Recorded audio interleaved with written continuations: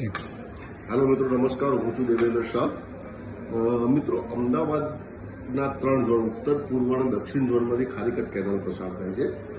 આ કેનાલને એક સમયે સૌથી મોટી કચરાપેટી બનાવી દેવામાં આવતી હતી અને કેનાલના કારણે આ 3 ઝોન અને તેની આસપાસના રહીશોને પારાવાર તકલીફ થતી હતી.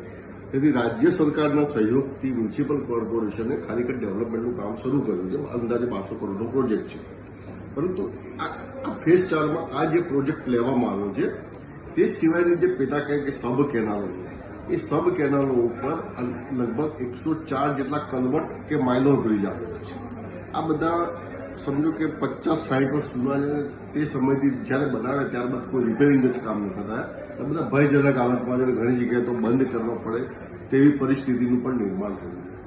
આ બાબતે સરદાર સરોવર નિગમ લિમિટેડ તરફથી અમદાવાદ મ્યુનિસિપલ કોર્પોરેશનને પત્ર લખવામાં આવ્યો. કોર્પોરેશન દ્વારા તેનો સર્વે કરવામાં આવ્યો. 135 કરોડનો ખર્ચ થશે, પણ ખર્ચ કોણ ભોગવશે એની મથામણ ચાલતી હતી. પરંતુ આ અહેવાલ જાહેર થયા બાદ રાજ્ય સરકારે ત્વરિત નિર્ણય લઈ અને જે પેટા કેનાલો છે એ પેટા કેનાલોને 8 સ્ટ્રેચમાં ડેવલપ કરવા માટે પરમિશન આપી છે, જેના માટે ₹1,003 કરોડ પણ મંજૂરી આપી દીધી ડીપીઆરને.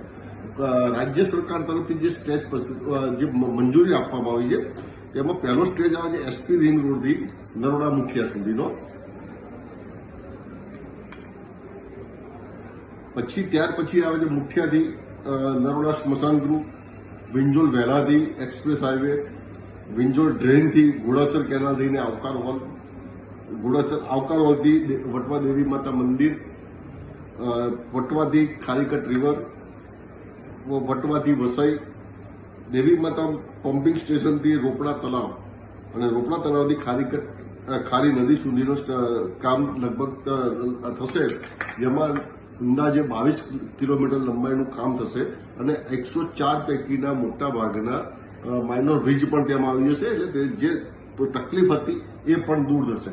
આ કામમાં લગભગ મ્યુનિસિપલ કોર્પોરેશને અત્યારે તેના ટેન્ડર જાહેર કરી દીધા છે અને હું માનું છું કે જો બધું સમૂહ સૂત્ર પાર થશે તો લગભગ 3 વર્ષમાં આ કામ પણ પૂરું થઈ જશે.